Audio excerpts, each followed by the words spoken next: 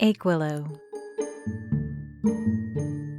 Season 4, Chapter 13, Coffee Solves Everything. Time drips slowly, like honey from a tipped-over jar. Sticky and thick, it stretches with every drop, leaving a long tail that curls into the puddle after it falls. Each of these drops corresponds with another lap of the room by Detective Lamore. Brown practical loafers tap softly on the vinyl tiles, ticking away the seconds. Every few minutes, his gray mustache ripples like the back of a caterpillar, a side effect of his intense thinking. I believe it's safe to say that the good detective doesn't quite know what to make of me. One might even theorize that he never has. I was like Stefan when we first met, the girl that turned up with all the corpses.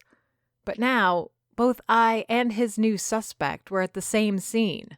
What's more, we called him there. His arrival at Helmut Hans's home took forever. With each moment, I had to debate with myself what to do with the laptop, if anything. While we waited, I took the time to scroll back into the email conversation that led to the transaction. A transfer of money from Mr. Hans to Vicky Paramore. Ms. Dufour, Lamore starts again. Why do you and your cafe keep popping up in the middle of my investigations? Small town? The pacing stops, and the old investigator shoots me a glare that would turn wine to vinegar. I don't know what it is about this kind of situation that turns me glib. There's something about a figure of authority casting their shadow over me that makes my tongue defiant. It was an issue with Chef Gagnon, my old teacher. It was an issue with the dean at the cooking school. My parents certainly got the sharp edge of it, too. I chide myself and tighten the grip over my finger, the one with the cut. Dull pain radiates through my hand, penitence in hopes of keeping my tongue in check. I'm sorry, sir, I apologize. I don't know, it's just a bad coincidence. His stance softens slowly, like butter left out of the fridge, but his eyes remain hard.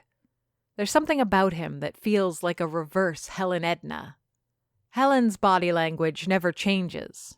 Precise and measured movements give her the look of a praying mantis dancing in some slow ballet. She's graceful and predatory, never hinting at any loss of control. Only her face will ever show a crack of emotion. Usually it's curiosity or disdain, but on the rare occasion, like a lunar eclipse or the passage of a comet, one might spot a hint of compassion or even mirth. Lamore is the opposite. His face is stone and his eyes always under strict orders from his keen mind. The body may be expressive, clumsy even, but like his words, his expressions are measured and calculated. And right now, they tell me I'm skating on thin ice. Coincidence is the refuge of the gambler and the excuse of the criminal. We're no criminals. Trespassing, tampering with evidence, property damage. Those mirrors were already broken, and we didn't know there was a crime scene. Miss Dufour! I stop. Dare I say I even recoil an inch or two. Chef Gagnon could only dream of having that kind of blunt force to his words. Gagnon's a talented one when it comes to volume and creative insults, but all that makes his red-faced fits of anger tilt towards childish tantrums when compared to true authority. My mother would have paid the detective good money to learn his techniques. A tone of voice that quiets Miriam instantly? Such wonders, indeed. Lamore's hands fall palm first on the table surface, and his head moves directly underneath the light of the interrogation room. He does this with practiced intent, knowing full well the air of menace it gives him. Despite seeing the trick for what it is, I still fall for it, a stone coagulating in my stomach. My young colleague to the south might have no problem allowing you and your friends to treat his crime scene as playgrounds, but I assure you that I have no patience for it. I break eye contact, as if we were having a staring contest and I fell short. I'm sorry, I admit. It's my fault. Stefan mentioned that Nancy Tripoli had gone to interview for a job at Mr. Hans's house. We just wanted to ask him a few questions. His mustache does the caterpillar thing as he sniffs, irritated. And when he did not answer the door, like a Dufour, you went looking around for ways into his house? I nod, defeated, until it hits me. Like a Dufour? What the hell is that supposed to mean? Yes, I further my confession. I found the open door to the garage and went in. I should have told Annabelle and Stefan to stay out. He pushes himself away from the table, taking a few steps to the right. His body is stiff again, his knob-jointed hands balled into fists. He knows something, and my thoughts drift again to the laptop. I appreciate what you're trying to do, he says. But I've already talked to Ms. Lagacé, and she admitted to being the one who found the garage door unlocked. I would greatly appreciate if you kept from lying. If you care at all to find Nancy Tripoli and Helmut Hans's killer, that is. The more information I have, the better I can do my job. Therein lies the heart of the problem. I can't tell Detective Lamore the whole truth because he'd have me locked up or accuse me of further lies. I'm a chef with 3 cakes to bake and only 2 ovens. Sacrifices must be made for the sake of practicality. You said like a Dufour earlier, I say, opting for a different, perhaps too bold tactic. What did you mean by that? I'd appreciate if you didn't change the subject. You said the more information you have, the better you can do your job. Well, the more I have, the more accurate my answers. I don't see how that's relevant to... Lamore interrupts himself. His neck pulls on his head, drawing it back like a snake preparing to strike. Something has occurred to him, a stray thought that changed the direction his mind was following. For the first time since bringing me into the interrogation room, his body relaxes and he sits on the chair opposite me. A quick look over his shoulder to the one-way mirror and he gives me his full attention again. It's not the first time a Dufour sits there. In fact, your great-grandaunt would honor us with her presence practically once a month. He smiles, a rare break of character while in the middle of his work. I remember, in the last few years of her life, she'd even taken to bringing us cookies. Why was she here so often? He huffs a half-laugh, as if the answer was obvious and aggravating all at once.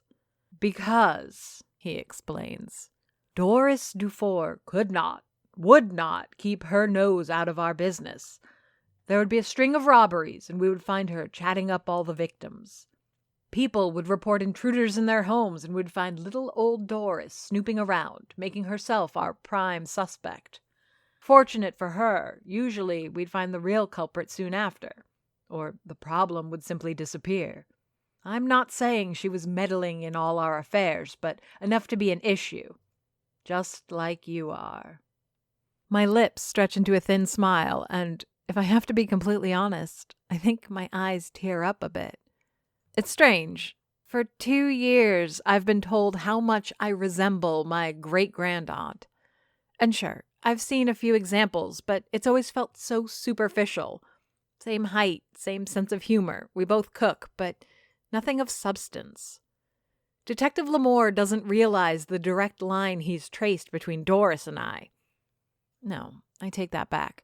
His job is to be a keen observer of human nature. He knows exactly what he's saying. Perhaps it's because he's the one saying it that it has such impact, but this is a spot-on observation. Though it does add to the stack of questions I have about Doris and what exactly it was she did in Aquilo. I'm sorry, I say, this time with a healthy helping of conviction. I don't mean to be making your job more difficult. The soft edges on him grow sharp again. My apology is not accepted, but I think it is understood. Ignorance of the law is no exemption from it. I'm going to show leniency, but what damned contraption? Even in the quiet room, I didn't hear his phone vibrate. Whatever disdain I thought Lamore might have for me, it's nothing compared to what he shows the phone in his pocket. My dad used to be like that when he first abandoned having a landline. He treated his cell phone like a ball and chain he was required to carry. It took a couple of years, but eventually he understood that not every call needed to be answered, and he could even turn the damn thing off when he wanted some peace and quiet. Lamore and his phone don't seem to have reached that level of common ground yet. "Lamore," he answers after fiddling with the screen a moment. There's no conversation. I can barely hear the voice at the other end, and I can't make out the words, but the good detective's eyes get narrower with every scratchy sentence. His gray eyebrows push down on his lids, sculpting his features into a masterpiece of annoyance. It would take a lot of Dufour magic to bake that much irritation into a pastry, yet Lamore packs it into one final sigh before hanging up. He slams his phone on the table, probably hoping to punish it for whatever bad news he's just received. I wait in breathless anticipation for him to share whatever it is that's got him so agitated. Well, as agitated as Detective Lamore can get. He, however, seems to be taking the time to decide between two paths ahead of him.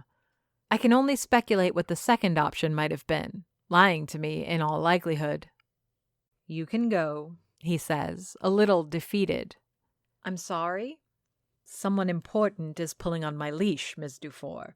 I've been told to either arrest you or allow you to be on your way." "Why?" Again, his caterpillar of a mustache undulates as he thinks of a reply. "I'd love to say it's because I think you've learned your lesson, but the truth is, I don't think it's worth the paperwork to make an arrest."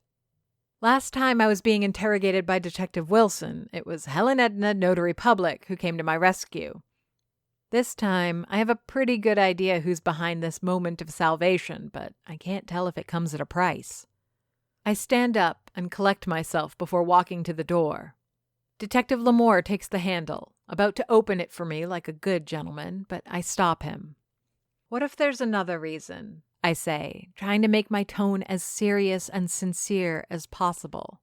"What if you're letting me out because you've had a Dufour in that chair before, and every time you let her go, things just kinda worked out?" This time, even his body language refuses to betray his thoughts and emotions. I can feel a pull on the door and remove my hand from it. It's only once he's opened it and I start walking through the threshold that Lamore offers an answer. "Wouldn't that be something, Ms. Dufour? Wouldn't that be something?" "I don't trust it." Thomas Sinclair's voice bursts out of my phone, annoyed but worried. It echoes through the arena, filling the empty space with a ghostly presence that is all but too appropriate for the location. Stefan met me at the door of the police station, an odd mirror image of the last time we were both there.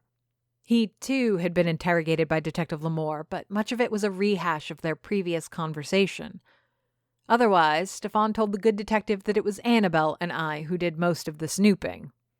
I felt no sting at that. He was being accurate, and that's what Stefan does. After we rang the doorbell, it wasn't him who found the garage, and only after seeing where Nancy was likely killed did he run into the house.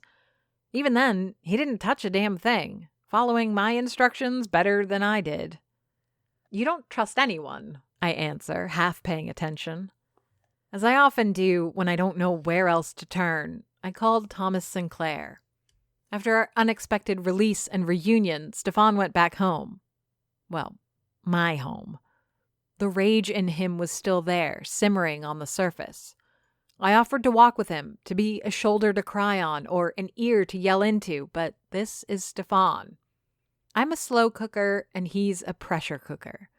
I let my emotions bubble away, escaping as steam over time. He lets it all build up inside, and it's really only once everything's said and done that we'll find out what the results finally are. "That's only because no one can be trusted," Thomas continues his rant. "especially politicians and government officials. I'm telling you, no favor comes free with those people. Is there a game going on?"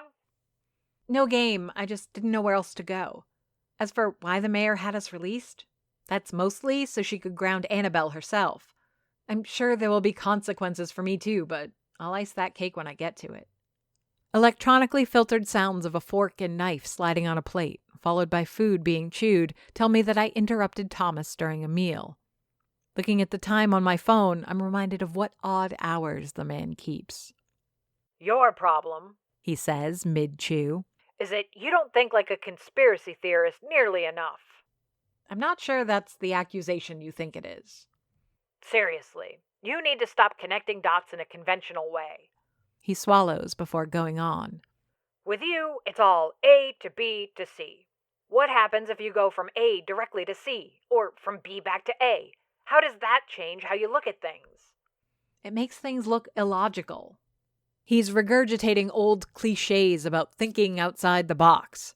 Everyone has their own version of this, especially in the cooking world. How do you make a pie if you don't have pie crust? Can you make a chocolate cake without chocolate? All fun questions that force the aspiring chef to look for new ingredients or try new methods. It's all well and good if you're an artist or a podcaster, I guess, but this is an investigation. Thomas's A to B to C is the motive, means, and opportunity of murder. The stakes aren't a ruined tart or a bad episode, but the lives of future victims.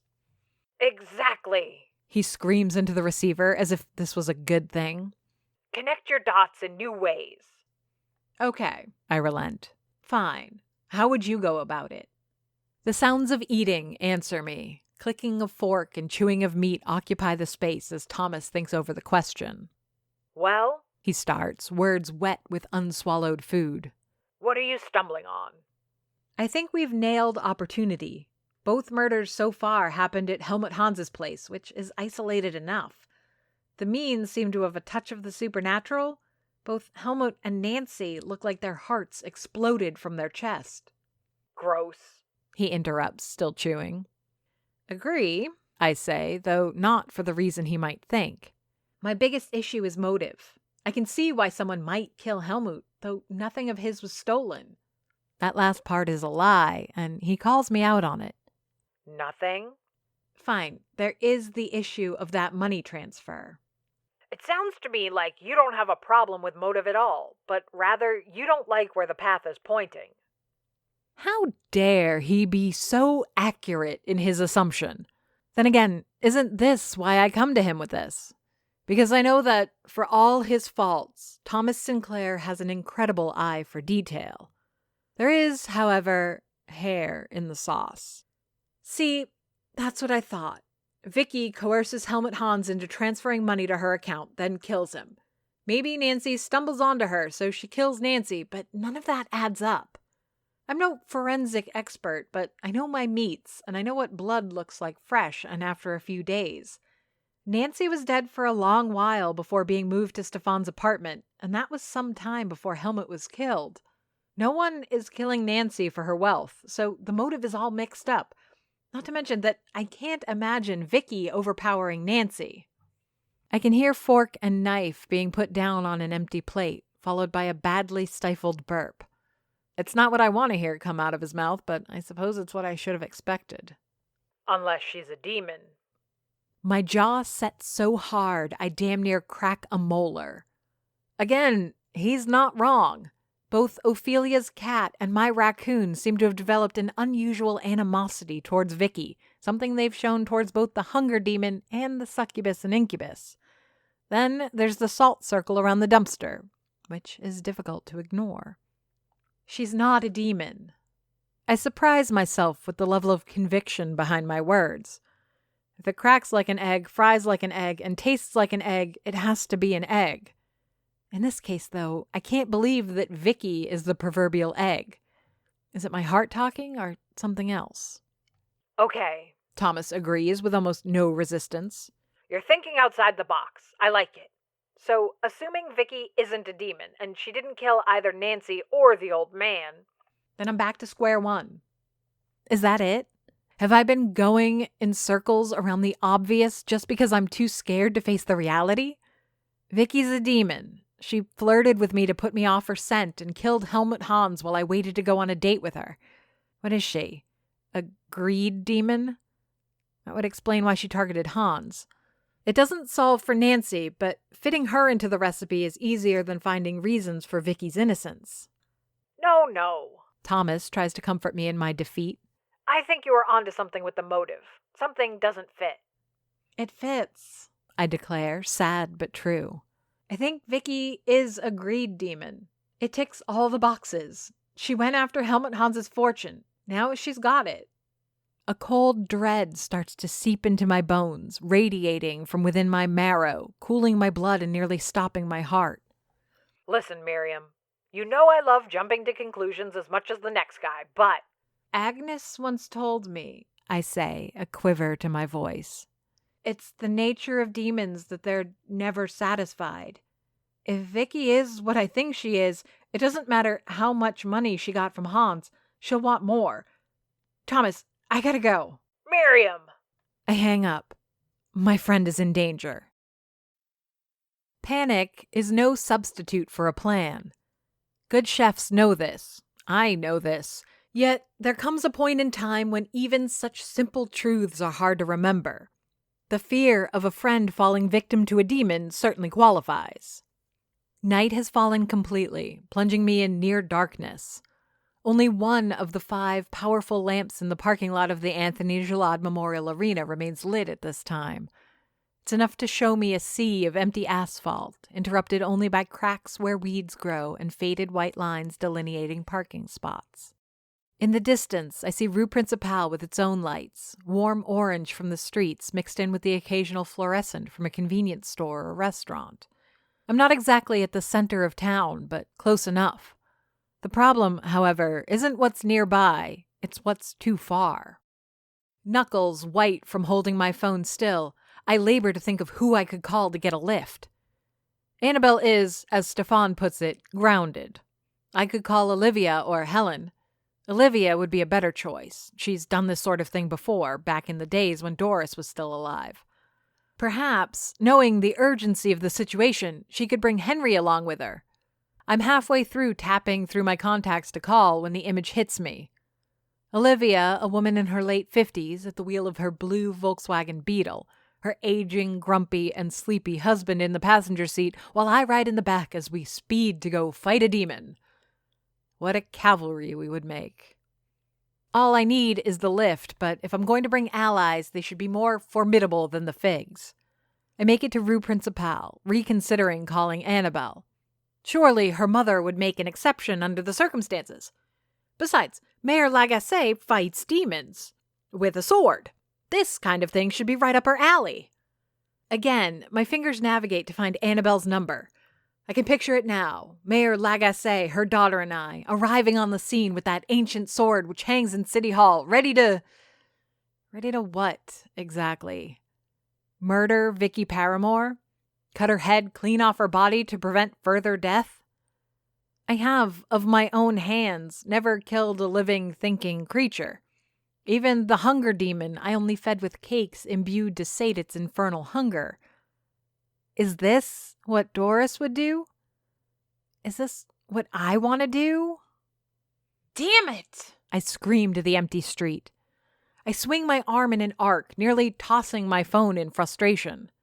Like a child, I stomp my feet on the concrete of the sidewalk. This is a nightmare. It's like mixing the batter and pouring it in a mold, only to find out that the oven won't turn on. Except, in this case, one of my oldest friends in Aquilo might die. Are you okay? The question is sweet with compassion, but it stirs a bitter sauce. I do not have time, in this moment of crisis, to suffer my envy for this woman. Yet, as I turn around, there she is. Wrapped in an ochre wool shawl that I do not doubt she made herself, she hangs on Gulliver's arm. This is the first time I've seen them together without spying from a park bench. I don't like it. She must have seen that I don't like it because she immediately draws closer to him, as if worried I might take Gulliver from her. Except, as I see the worry in Gulliver's eyes, the envy fades away. It's still there, a blur at the edges of my reality, but no longer does it blind me to what this chance encounter represents. A solution.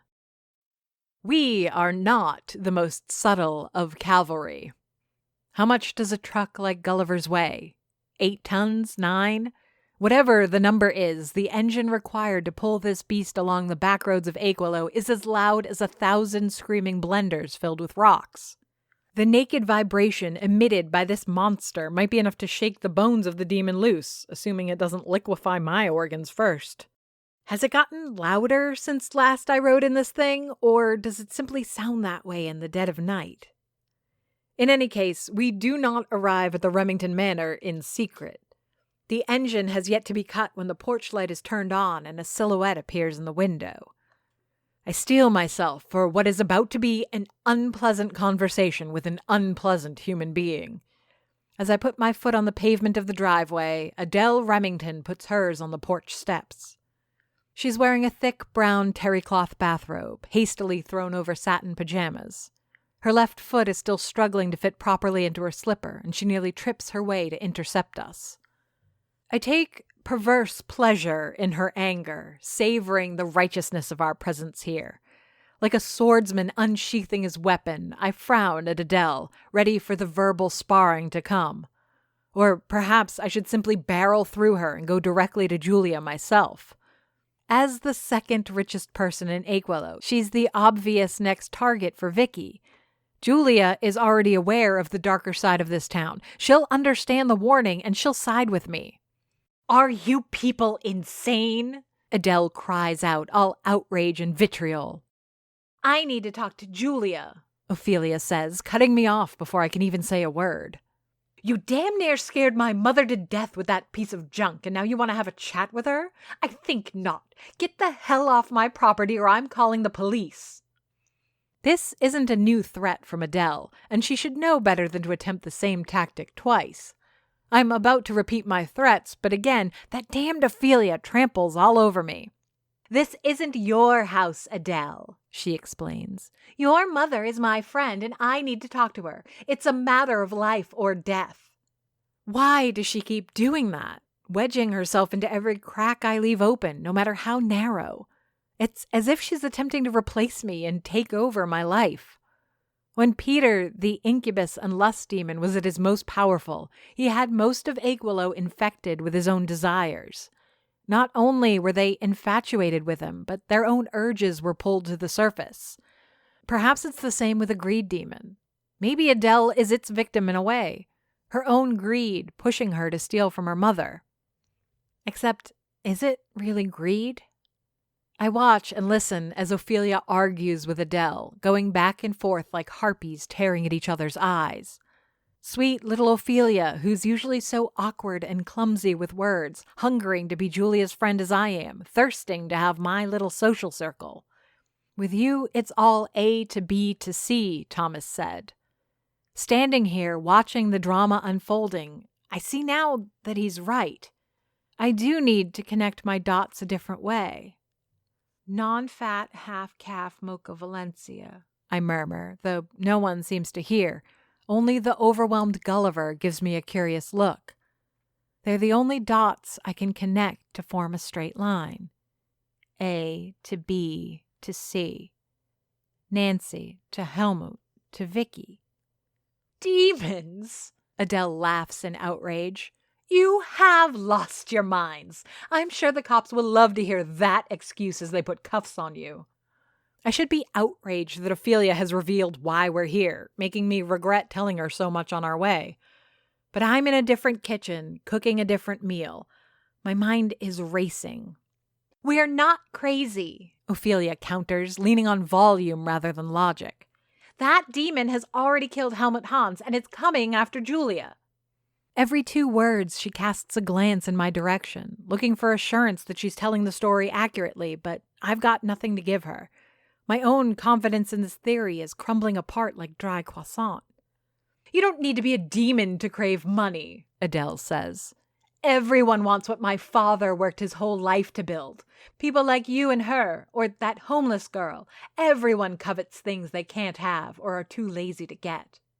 It clicks. We all want what we can't have. I envy Ophelia's ease with her magic and the relationship she's built with Gulliver. She envies my social circle and the rich heritage of my family. Even Adele envies her mother's comforts and security. Helmut had wealth for Nancy to envy, and Vicky has looks and health for Helmut to envy in turn. "There's no greed demon," I say in a soft voice. Again, only Gulliver notices. "I'm sorry," he says, leaning in to hear over Ophelia's shouting. Adele is right, I say, louder this time, loud enough to cut through the argument. There is no greed demon in Aquilo. I thought you said Julia was in danger from a greed demon. Ophelia turns to me, embarrassed and betrayed. I came here because I believed you. I was wrong. It's something Adele said, how we all want what we can't have. Nancy didn't die because of her riches. She had nothing but her freedom. Freedom that demons are denied their entire existence. But she was poor, so the demon moved on to the richest man in Aquilo. Gulliver's features fall, his expression turning horrified, understanding. Helmut's face, he says, realizing where I'm going. The demon broke all the mirrors in his house, I explain. It couldn't stand to see itself. And it turned its attention to the prettiest girl in Aquilo, Ophelia adds, finishing the chain of thought. Vicky Paramore. Adele keeps looking at each of us, more certain than ever of our collective insanity. But she's a footnote now, no longer important to the conversation. There is no greed demon in Aquilo, I say. It's an envy demon, and it drinks non-fat half-calf mocha Valencias. Aquilo is written by J.F. Dubow and narrated and produced by me, Amy Frost. If you enjoyed this podcast and would like to hear more, please rate and review us on Apple Podcasts or your preferred podcast platform. Want to support the show? Buy us a coffee. Go to ko-fi.com/Aquilo to donate. Aquilo has a Patreon. Visit patreon.com/Aquilo for details. Follow us on Facebook, Twitter, and Instagram under the username Aquilo.